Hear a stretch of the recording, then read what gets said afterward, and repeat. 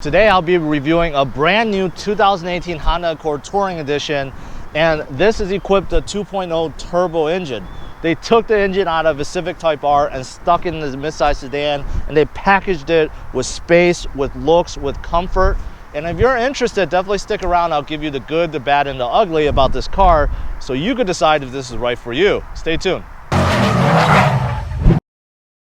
First, a quick shout out to Honda of Lisle, which made this video possible by lending me the Honda Accord. More information can be found about the dealership in the description below.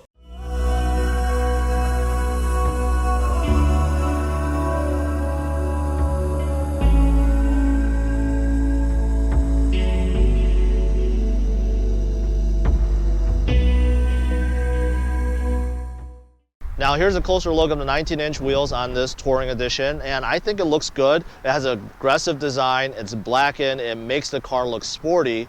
Now the only downside to this is that you can see the rotor clearly through it, and it does look quite small. But that's just me being nitpicky. I don't know if you guys noticed, but look at the aggressive side skirts. I've never seen a sedan with side skirts like this. They're integrated, they look great, they make the car look sporty. And this is another reason why this Accord looks so good.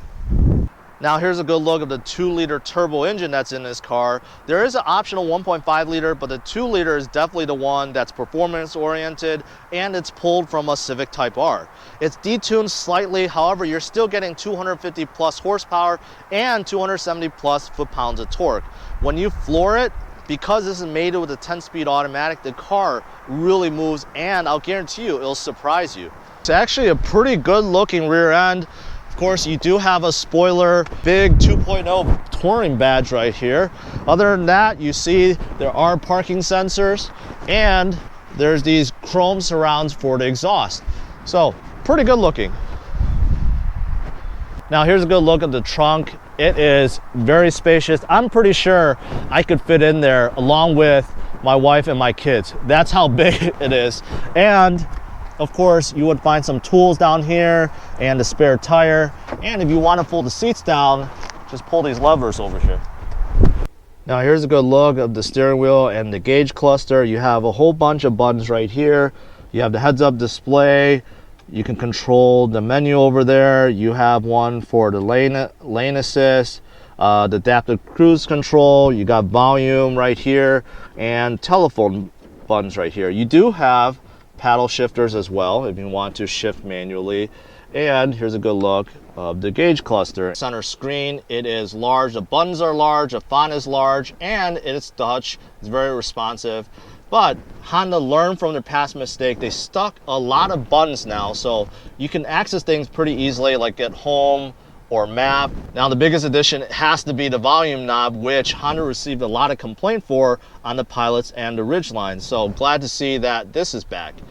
Now when you go into reverse, not only does it show you the lines, and the lines curve if you're turning, and also the mirrors fold down. So take a look.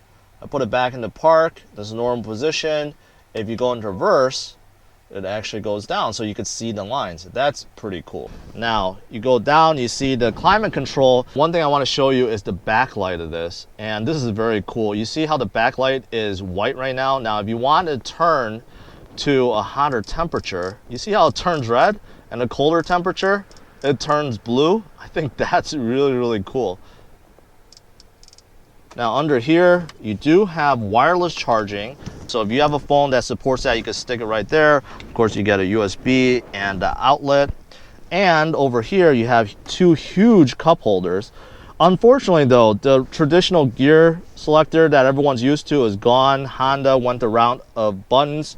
So you do press this for park, press that for reverse, neutral, and drive. It's fairly easy to figure out. However, I'm old-fashioned. I still like the old gear selectors. And then you do have economy and sport mode right here, like trying to brake hold. And in here, it's fairly large. You get another USB and outlet there, and you do get a nice tray. However, the tray doesn't go all the way forward, but it is fairly spacious in there.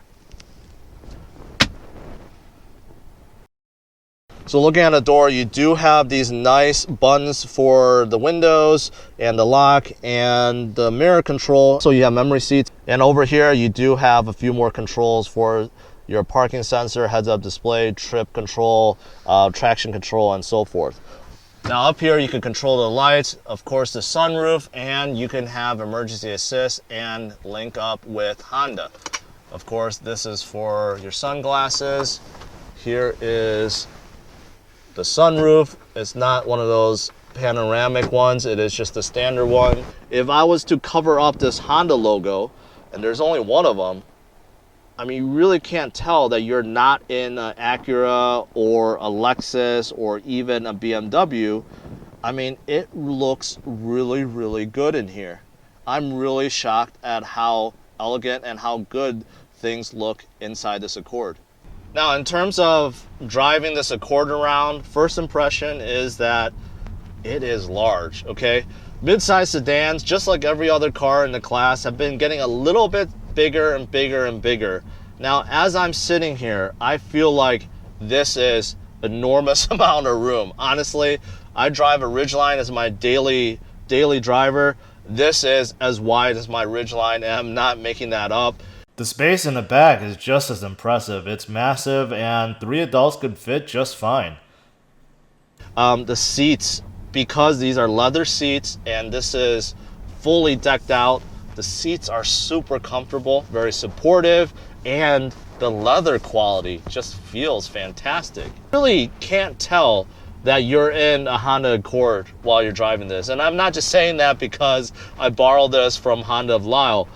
It really feels impressive in here. I haven't been in the Honda Accord for probably 10 to 12 years now. And back then, it wasn't bad, but this is in another class now. With the radio off, it is almost too quiet. I mean, you really don't hear much. You don't hear any wind noise. You do get a little bit of road noise and engine. It does have adaptive dampeners, and as I'm going through these hills, I feel very comfortable and very confident. It is curving along fairly well. In terms of the steering feel, the steering wheel feels great. It's nice and thick, and the leather is really nice. But in terms of the overall feel, it is precise. However, it does feel a little artificial, and that's because the steering is electronic. However, this is how all the new cars are, so you'll just have to get used to that. The heads-up display is really nice. Not only can you see the miles per hour, but it also gives you a compass so you can see which direction you're going. So that is pretty cool. There's a lot of little touches in this Accord that just really impresses you. Like the lights, the gauge cluster, they also change depending on if you go to Econ mode and Sport mode. That's pretty cool.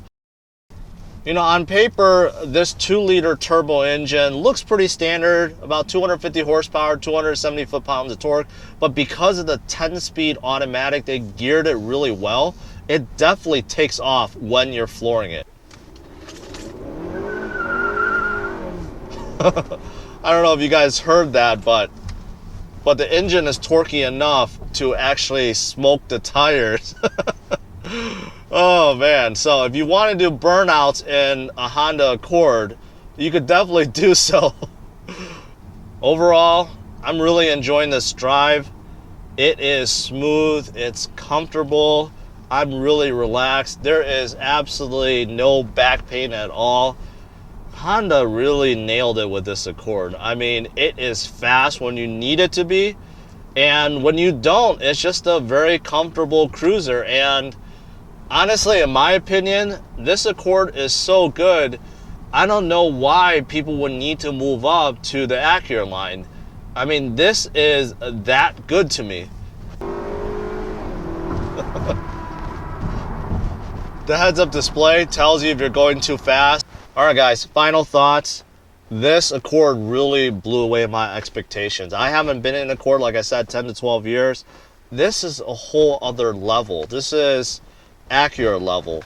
In terms of the overall layout, it looks gorgeous. Everything looks super fancy, luxurious. Nothing looks really cheap.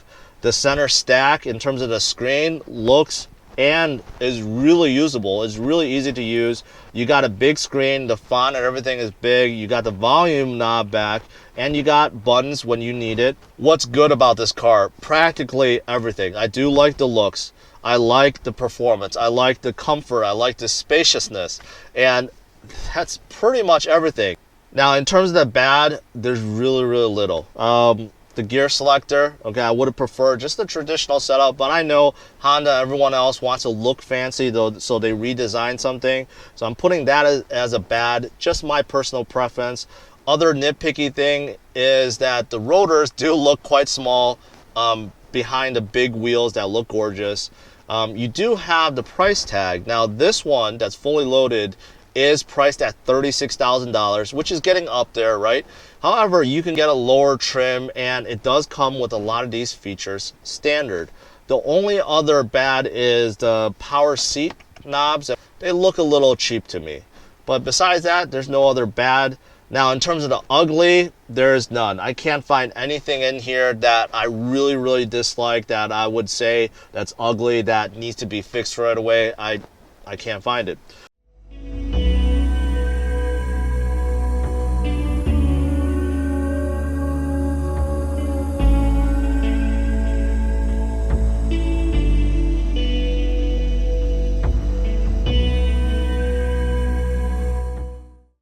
That's it for this review of this 2018 Honda Accord Touring Edition.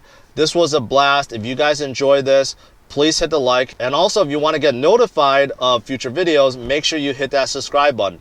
All right, take care, guys. Bye-bye.